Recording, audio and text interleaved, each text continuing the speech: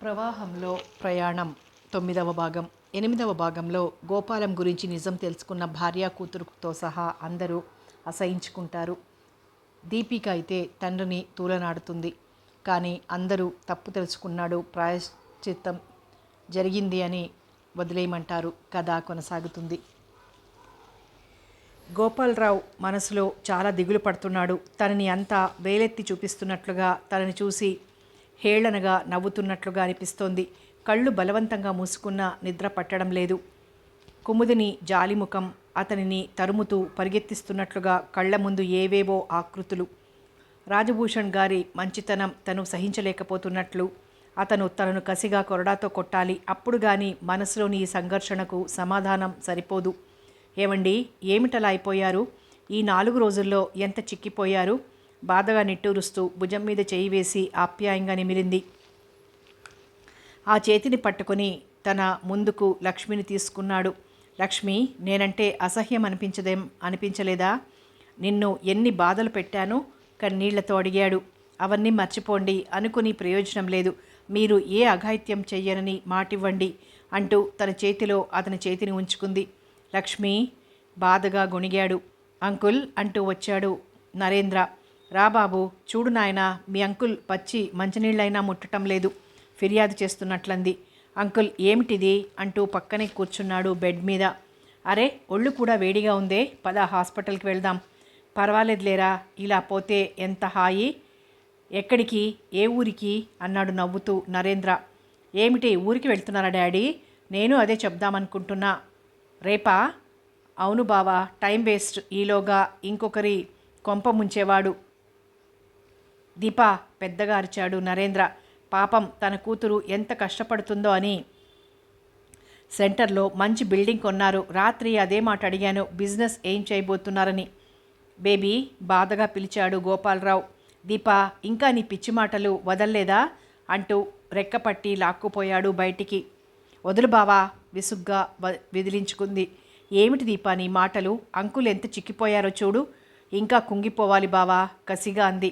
ఇక చాదస్తం చాలే, అంకుల్తో ఎప్పట్లా మాట్లాడు. ఇలాంటి సమయంలోనా నీ సూటిపోటి మాటలు? మంచిగా మాట్లాడతావా లేదా? నేను మాట్లాడను, మొండిగా అంది.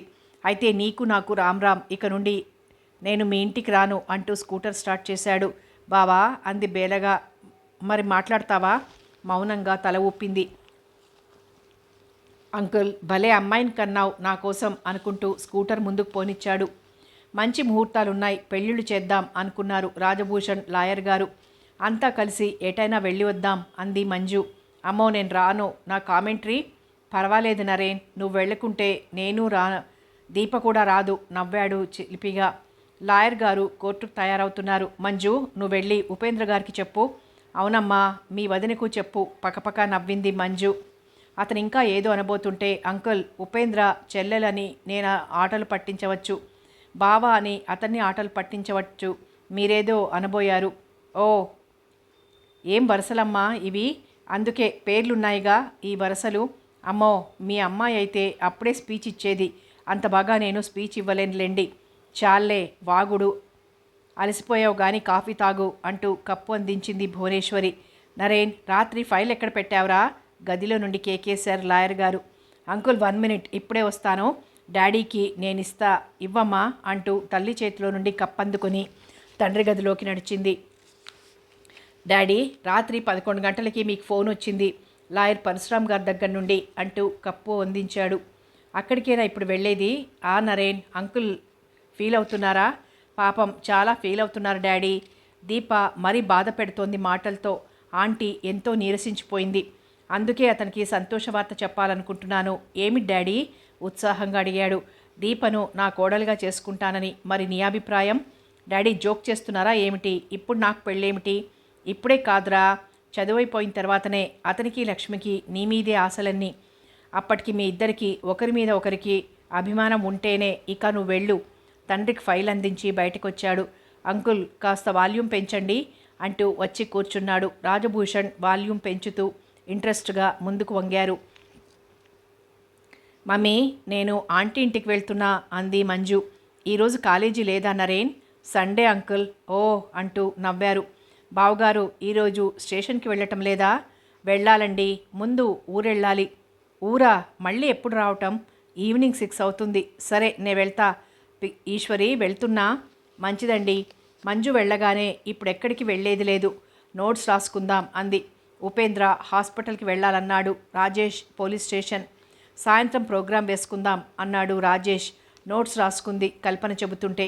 ఆ సాయంత్రం మంజు వచ్చేసరికి కుముదిని రాజభూషణ్ షర్ట్ ఐరన్ చేస్తోంది. కుముదిని అలంకరించుకున్న తీరు చూసి కళ్ళు తిప్పుకోలేకపోయింది. ఆంటీ ఏదో యంగేజ్ అనే కానీ మీకున్నంత అందం మాలో ఏది అనుకుంటూ నిలబడిపోయింది. వెనక్కి తిరిగి చూసిన కుముదిని చిన్నగా నవ్వింది.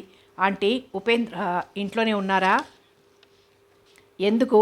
ఎందుకంటే కొద్దిగా కష్టమే చెప్పటం. అయినా అంత గట్టిగా అడుగుతుంటే చెప్పాలి కదా. ఉపేంద్రను చూడాలనిపించింది, వచ్చాను. ఆంటీ, డాడీ మా పెళ్ళికి ఒప్పుకున్నారు. అలాగా? మరి నాకిష్టం లేదే. పో ఆంటీ, మీ ఇష్టం ఎవరికి కావాలి? అంకుల్ ప్రస్తుతం మా ఇంట్లోనే ఉన్నారు. మీరు ఇలా మాట్లాడితే అసలు అంకుల్ని ఇక్కడికి రానివ్వను, నేనే ఉంచుకుంటాను.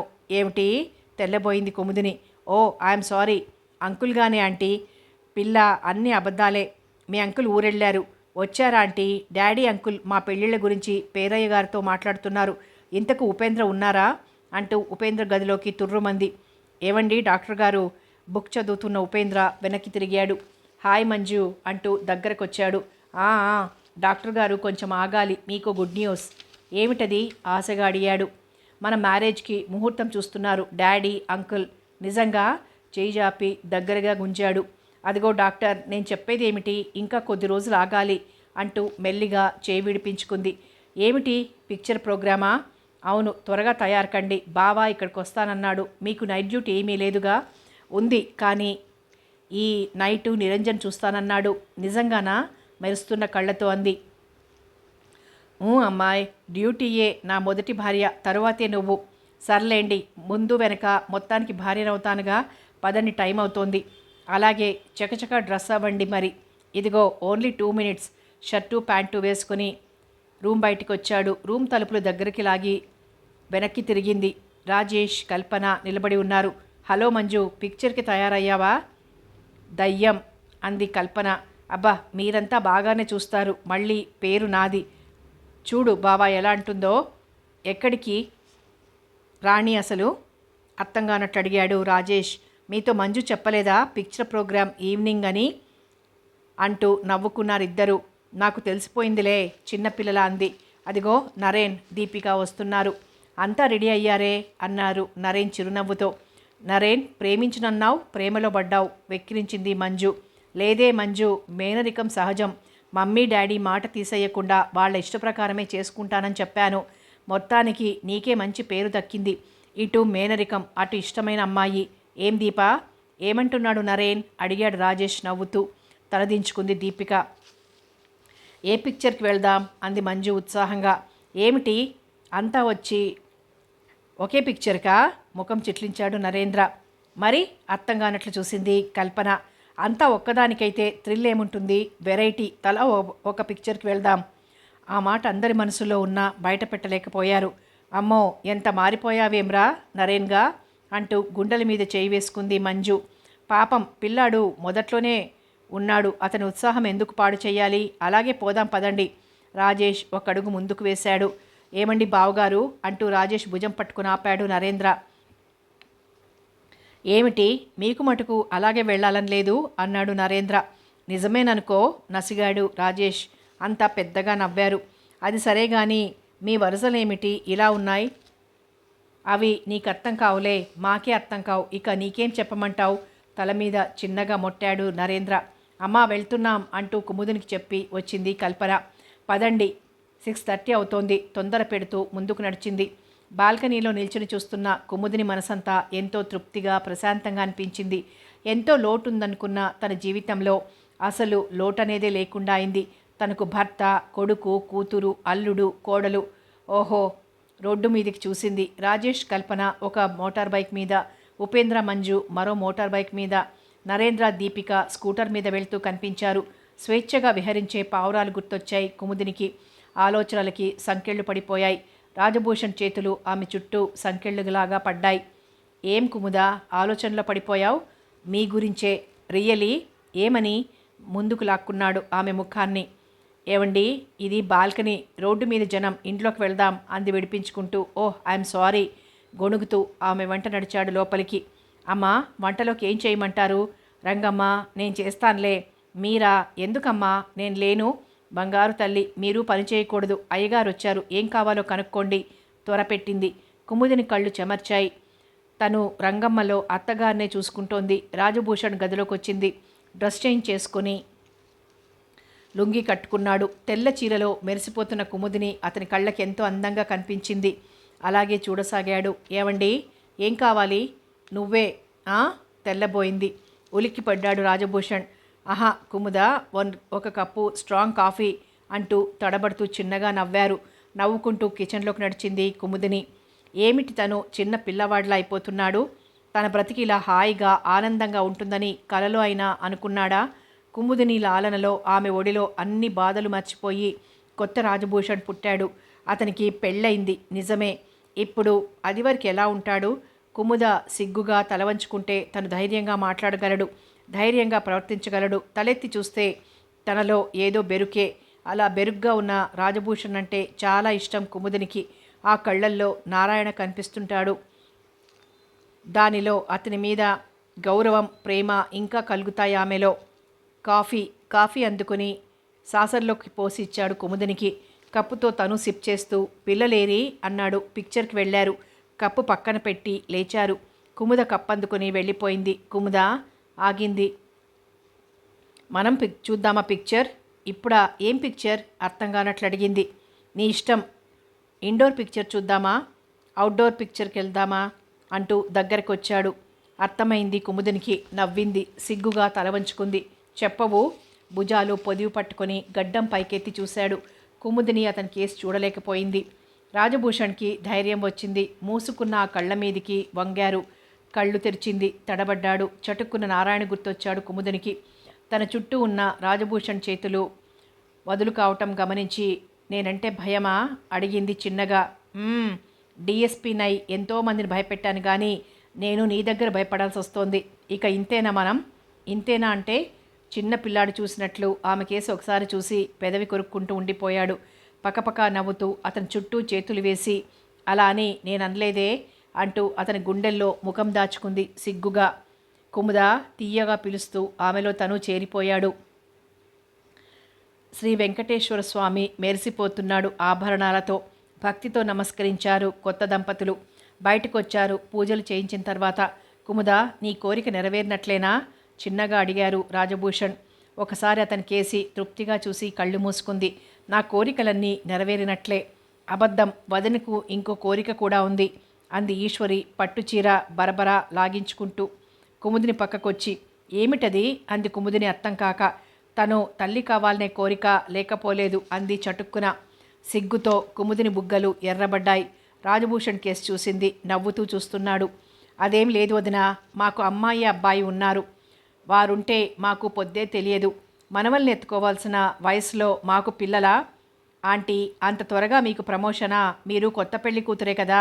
మంజు ఉపేంద్ర చాటును నిలబడి చిలిపిగా అంది. ఇదిగో అమ్మాయి, ఇక నన్ను ఆటలు పట్టించకూడదు. నేను అత్తగారిని. ఏం వినపడుతోందా? చెవి దగ్గర చిన్నగా అడిగాడు ఉపేంద్ర. నాలుక బయటపెట్టి వెక్కిరించింది మంజు. బాబు, ఇది మహా పెంకిది పెడసరం, అలా పెంచాం. అమ్మాయిని జాగ్రత్తగా చూసుకో. వణుకుతున్న గొంతుకతో ఉపేంద్ర చేతిలో మంజు చేతిని ఉంచారు లాయర్ గారు. బావగారు, నాకు చిన్ని ఒకటి కాదు, మంజు ఒకటి కాదు, ఇద్దరూ సమానమే. దాన్ని నా కూతుర్లా చూసుకుంటాను అన్నారు లాయర్ గారి భుజాల మీద చేయి వేసి మృదువుగా. పర్వాలేదులే అంకుల్, ఎంత పెంకిదైనా మా అన్నయ్య దారిలోకి తెచ్చుకుంటాడులే. కట్టుకున్న తర్వాత తప్పుతుందా? ఏదో భారం మోస్తున్నట్లు గమ్మత్తుగా అంది. ఏయ్ చిన్ని, మా బావ సామాన్యుడు అనుకుంటున్నావా? ముందుగా అతని సంగతి తెలియదు నీకు. మహా అల్లరివాడు. అలాగా అన్నట్లు చూసింది. కొంటెగా కన్ను గీటాడు రాజేష్. అంతా చూశారు. ఏదో పనున్నట్లు కుముదినితో మాట్లాడసాగారు. ఆంటీ, ఎవరుండే చోట్ల వాళ్ళుంటే? అవును, ఎవరు కాదన్నారు? అలాగే అన్నాడు ఉపేంద్ర. అది కాదు, నేను మా ఇంట్లో, కల్పన వాళ్ళింట్లో. ఆహా, అలా ఏం వీల్లేదు. మీరిద్దరూ మారాల్సిందే. పిల్లకి ఎంత తెలివి! ఒరేయ్ ఉపేన్, దాని మాటలు వినేవు అంటూ నవ్వింది కుముదిని. అక్కడేమిటి ఇక్కడేమిటి, మీ ఇష్టం, ఎక్కడ ఉండాలనిపిస్తే అక్కడ ఉండండి, మీ ఆనందమే మా ఆనందం అన్నారు రాజభూషణ్ చిరునవ్వుతో. అంకుల్, మీరున్నారనే ధైర్యంతో ఇక్కడికి రాగలుగుతున్నాను. ఆంటీ అంటే నాకు భయం, వెరీ స్ట్రిక్ట్. నాకు భయమే, మరేం చేస్తాం చెప్పు, జాలిగా ముఖం పెట్టి అన్నారు చిలిపిగా కుముదిని వైపు చూస్తూ. భయమా, ఎందుకు అంకుల్, ఎవరూ చూడకుండా నాలుగు వడ్డిస్తుందా? ఎవరూ చూడకుండానా? అప్పుడప్పుడు అంటూ చెవి పట్టుకొని ముందుకు తీసుకెళ్లారు. అంతా కార్లలో ఎక్కారు. తిరుపతి నుండి ఇంటికి తిరుగుముఖం పట్టాయి కార్లు. గోపాలరావు అందరి మధ్య ఇలా ఉండలేకపోతున్నాడు. మనిషి చాలా ఫీల్ అవుతున్నాడు. మద్రాసులో ఉందామనుకున్నాడు. దీపిక అసలు ఒప్పుకోలేదు. మీరు వెళ్ళండి అంటూ మొండిపట్టు పెట్టింది. మన బిల్డింగ్ రెంట్కి ఇవ్వండి, నేను మేరీ ఉంటాం అని ఖచ్చితంగా చెప్పింది. సరే అనక తప్పలేదు గోపాలరావుకి. భువనేశ్వరి ఇక్కడే ఉంచుకుంటాం దాన్ని అని చెప్పింది. లాయర్ గారు మౌనంగా ఉండిపోయారు. వదిన, అమ్మాయిని నీ చేతుల్లో పెడుతున్నాం కన్నీళ్లతో అంది లక్ష్మి. ఎందుకు వదిన కన్నీళ్ళు, బాధపడొద్దు, అన్నయ్యను జాగ్రత్తగా చూసుకో, దీప గురించి ఏం భయపడొద్దు. దీప నా ఇంటి లక్ష్మి, మా ఇంటి వెలుగు. అవును, పేరే దీప, ఇక ఇల్లంతా దీపాలమయం, కరెంటు ఖర్చు కూడా ఉండదు అంటూ నవ్వాడు నరేంద్ర. ఇక చాలే నీ తెలివి, సంతోషించాం వెక్కిరించింది దీపిక. బేబీ, జాగ్రత్తగా ఉండు, నీ ఇష్టం వచ్చినట్లు మాట్లాడకు, ఆంటీ ఎలా చెప్తే అలా విను. ఆంటీ, మమ్మీతో పాటు నా మాట కూడా వినమని చెప్పు. కోపంగా చూసింది దీపిక నరేంద్ర వైపు. దీపిక, 4 ఏళ్ల తర్వాత అయినా బావా నీ భర్త, అది మనసులో పెట్టుకో, అంతకన్నా చెప్పేది ఏమీ లేదు. అలాగే మమ్మీ అంది తల వంచుకొని. అరే, దీప పర్వాలేదు, తల వంచుకుంటుంది, ఆశ్చర్యం నటించాడు. అది మటుకు ఆడపిల్ల కాదురా. ఏమిటి, దీప ఆడపిల్ల? అమాయకంగా ముఖం పెట్టి అన్నాడు. కాదా బావా నిన్ను అంటూ పరిగెత్తింది అతని వెంట. అతన్ని గట్టిగా పట్టుకుంది. బావా, నేనెంత అదృష్టవంతురాలిని, ఇంత అల్లరి బావ దొరికావు. ఇదివరకే దొరికేవాడిని, మన మధ్య రాకపోకలు లేవుగా. అవును బావా, డాడీ సంగతి తెలుసుగా, మమ్మీని ఎక్కడికి పంపేవారు కాదు. నేను కాలేజీ కంటూ మేరీ ద్వారా ఇలా రావాల్సి వచ్చింది, వచ్చి బావ చేతుల్లో పడింది అన్నాడు గడ్డం పైకెత్తుతూ. బాబు నరేన్, లాయర్ గారి గొంతు వినిపించింది. వస్తున్నా డాడీ, 1 మినిట్ అంటూ గది బయటకొచ్చి రాజభూషణ్ గారిని చూసి విష్ చేసి తండ్రి దగ్గరికి వచ్చాడు. నరేన్, వాళ్ళు హనీమూన్కి వెళ్తున్నారు, నీకు చెప్పమన్నారు, చెప్పాను అంటూ పేపర్లో తలదూర్చాడు రాజభూషణ్. నేనెందుకు అంకుల్ వారి వెంట? ఏం పెళ్ళైతేనే వెళ్ళాలనుందా? నువ్వు లేకపోతే వారికి సరదాగా ఉండదట. దీపను తీసుకెళ్ళు, ట్రాన్సిస్టర్ తీసుకెళ్ళాలి, కామెంటరీ వినొచ్చు. మీతో ఉన్న ఇంట్రెస్ట్ ఉండదు అంకుల్, ఒక్కడిని వింటే. వాళ్ళేమో స్కూటర్ అడిగేవారే కానీ ఇంట్రెస్టు తక్కువ. సరే వెళ్తాను అంకుల్, వారితో చెప్పండి. అలాగే, అప్పుడే వెళ్ళిపోమ్మంటావా ఏమిటి అంటూ నవ్వారు. అంకుల్, చెల్లి చేత కాఫీ తాగకుండా వెళ్ళగలరేమిటి అంటూ నవ్వుతూ కిచెన్లోకి వచ్చాడు. గోపాలరావు భువనేశ్వరిని ఓదార్చుతున్నాడు. వెక్కి వెక్కి ఏడుస్తోంది భువనేశ్వరి. పుట్టింటి వారు ఎలాంటి వారైనా వారి మీద ఆడవాళ్లకు ప్రేమ ఉంటూనే ఉంటుంది. నాన్నగారు అసహించుకొని ముభావంగా ఉన్నారు కానీ అమ్మ ఉండగలిగిందా? నరేన్, వెళ్తున్నారా? మధ్య మధ్య వస్తుండంకుల్, ఇవన్నీ మనసులో పెట్టుకోకండి ప్లీజ్. గోపాలరావు భుజం మీద ఆప్యాయంగా నిమిరాడు. మనసులో బాధ దిగమింగుకుని బయటకొచ్చాడు. వెళ్ళొస్తానండి. అరే, అప్పుడేనా? తెల్లబోతూ లేచాడు రాజభూషణ్. లాయర్ గారు మంచిది అన్నారు. చూడండి గోపాలం గారు, జరిగిందేదో జరిగిపోయింది, వాటి గురించి ఆలోచించి ఆరోగ్యం పాడు చేసుకోకండి, మృదు గంభీరంగా అన్నారు. దీప ఎదురుగా రివ్వున వచ్చి డాడీ అంటూ అతన్ని కచ్చుకుపోయి వెక్కి వెక్కి ఏడ్చింది. ఊరుకోమ్మా, ఇక్కడంతా నీ ఆప్తులే, నీ శత్రువును, వెళ్ళిపోతున్నాను డాడీ ప్లీజ్ అలాంటి మాటలు మాట్లాడకండి. బేబీ, నేను మధ్య మధ్య వస్తుంటాను, నా తరపున కుముదిని గారికి క్షమాపణలు చెప్పు అంటూ ఎవరో తరుముకొస్తున్నట్లు గబగబా వెళ్ళిపోయారు. లక్ష్మి అతన్ని అనుసరించింది. వెళ్తున్నామండి అంటూ అందరితో చెప్పి దీప బొమ్మలా నిలబడిపోయింది. లాయర్ గారు లేచొచ్చి దీపను దగ్గరకు తీసుకున్నారు. అంకుల్ అంటూ బావురుమని ఏడ్చింది. రాజభూషణ్ బరువుగా నిట్టూర్చాడు. 10 రోజులు గడిచాయి. ఆ రోజే వచ్చారు అంతా అలసిపోయి. తలస్నానం చేసి హాయిగా ఫీల్ అయ్యారు. రోజులు ఎంతో తీయగా హాయిగా గడిచిపోతున్నాయి. వారి మధ్య లాయర్ దంపతులను మీల్స్కి పిలిచారు. తిరిగొచ్చిన ఊర్లన్నింటిని గురించి వివరంగా హుషారుగా చెప్తోంది మంజు. అంతా వింటున్నారు. తెల్లవారింది. అంతా ఎవరి డ్యూటీలోకి వారు జొరబడిపోయారు. కుముదిని, రంగమ్మ మిగిలిపోయారింట్లో. రంగమ్మ ఏవేవో ముచ్చట్లు చెబుతుంటే వింటూ కూర్చుంది కుముదిని. ఒంటరిగా కూర్చున్నప్పుడల్లా ఆశ్చర్యమే తనని గురించి ఆలోచించుకుంటే.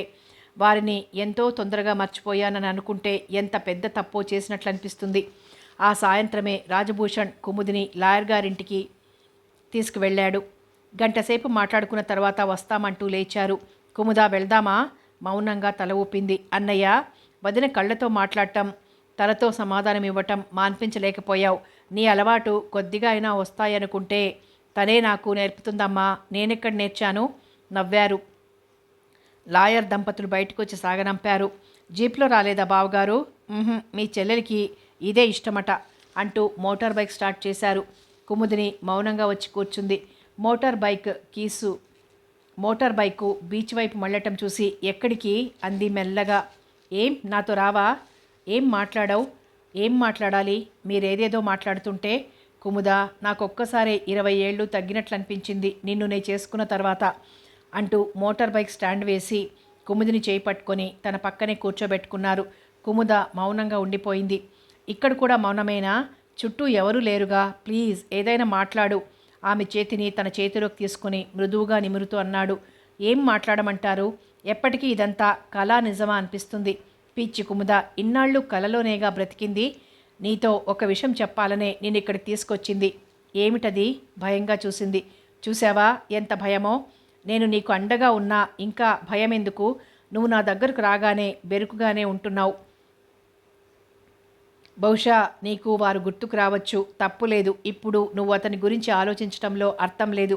అలాగే నేను నాగవల్లి గురించి ఆలోచించటంలో కూడా అంతే. మన జీవితాల్లో జరగని విషయమే జరిగిందైనా చాలా మంచిది. నీ గురించి నాకు కానీ నా గురించి నీకు కానీ పిచ్చి పిచ్చి అనుమానాలు లేవు. మనం ఇద్దరం ఒక పడవలో ఎక్కి ప్రయాణం చేయటం ఆశ్చర్యంగానే ఉంది. మన పిల్లలు మన పడవలు జాగ్రత్తగా నడుపుతారనే ధైర్యం నాకుంది. నా పడవలో నా పిల్లల్ని కూర్చోబెట్టుకొని హాయిగా సాగిపోతాననే నమ్మకం ఉంది. ఒంటరిగా ఉన్న స్త్రీ మీద ఎవరి కళ్ళైనా పడతాయి. నీతో నాకు జరిగిన ప్రతి సంఘటన తీయగా నిలిచిపోయింది నా మనసులో. నిన్ను నేను దేవతలా చూసుకుంటున్నాను. ఎందుకంటే నాలాంటి వారు మ్యారేజ్ చేసుకోవటం అంటే జరుగుతున్న విషయమే. కానీ నువ్వు ధైర్యంగా అడుగు ముందుకు వేసి నేను చాచిన చేయిని అందుకున్నావంటే నిజంగా నీ మనసెంతో గొప్పది. కోరికలుంటే సహజం. కోరిక లేని మానవుడు ఉండడు. భూమి మీద మన ఇద్దరం జీవితంలో కొంత భాగం మాత్రమే తీయగా అనుభవించగలిగాం. తర్వాతంతా మనసు క్షోభ. బ్రతకలేక బ్రతికాం. ఇప్పుడు ఒకరికొకరం అయ్యాం. నువ్వు మధ్య మధ్య ఆలోచిస్తుంటావు. దేని గురించి? తలెత్తింది. ప్లీజ్ చెప్పవా? అతను అడుగుతున్న తీరుకు ఏడుపు ఉప్పెనలా వచ్చేసింది. ఏమిటి కుముదా? తప్పదనుకుని పిల్లల కోసమే నన్ను చేసుకున్నావా? అరే, ఎందుకు ఏడవటం? ఏ విషయమైనా నాతో చెప్పు. నువ్వు మనసులో బాధపడుతుంటే నేను సహించగలనా? అంతకు మించి పరాయివాణ్ణి. ఇప్పుడు నీ భర్తని. చెప్పు. నాకు నిద్ర పట్టడం లేదండి, వెక్కుతూ అంది. నిద్ర పట్టడం లేదా? ఎందుకు? ముఖం చిట్లిస్తూ అడిగాడు. నాకు భయంగా ఉంది మీతో చెప్పాలంటే. పకపక నవ్వాడు రాజభూషణ్. ఏది ఏమైనా నువ్వు ఏ విషయం చెప్పినా అది వినటం వరకే గాని నిన్ను దూరం చేసుకోను. సరేనా? చెప్పు. భుజాల చుట్టూ చేయి వేసి దృఢంగా అన్నాడు. నాకు ఎంత అన్యాయం చేశారో అన్నట్లుగా. వారు కుముద, నేను పోబట్టే కదా ఇంత ధైర్యం చేసింది అన్నట్లు అత్తగారు గుర్తొస్తున్నారు. ఓహో అంటూ పకపక నవ్వాడు. అలాగా? మరి ఇన్ని బాధలు పెట్టిన గోపాలం గుర్తుకు రావటం లేదా? ఏమండి డియర్, ఎంత గమ్మత్తుగా ఉంది నీకు. నిద్ర రాకపోవటానికి కారణం చూడు కుముద. అతను చనిపోయేటప్పుడైనా నిన్ను గురించి బాధపడుతూనే అయ్యో కుముదకు చాలా అన్యాయం జరిగిపోతోంది అనుకుంటూ చనిపోయి ఉంటాడు. అతను ఎక్కడ ఉన్నా నీ క్షేమమే కోరుకుంటాడు. ఆవిడ అంతే. నువ్వు ఆనందంగా ఉంటున్నావంటే వారి ఆత్మలు శాంతిస్తాయి. బ్రతికి ఉన్న నా ఆత్మ శాంతిస్తుంది. ఏవేవో పిచ్చి ఆలోచనలు పెట్టుకొని మన జీవితం పాడు చేసుకోవద్దు. పిచ్చిదానా, నా అండలోను హాయిగా నిద్రపో. ఈ రోజు నుండి నీకు నిద్ర ఎందుకు రాదో నేను చూస్తానుగా. ఓకే, మన సంసారంలో సుఖం ఆనందంగా ఉండాలంటే ముందు గతాన్ని మర్చిపోవటం. అది ఏదైనా గుర్తొచ్చినా దాన్ని వెనక్కి తరిమేయాలి. అంతేగాని ఆలోచిస్తున్న కొద్దీ పుట్టలోని చీమల్లా ఆలోచనల గుంపులు గుంపులుగా ఆలోచిస్తే ప్రయోజనం ఏమైనా ఉందా? ఏమీ లేదు.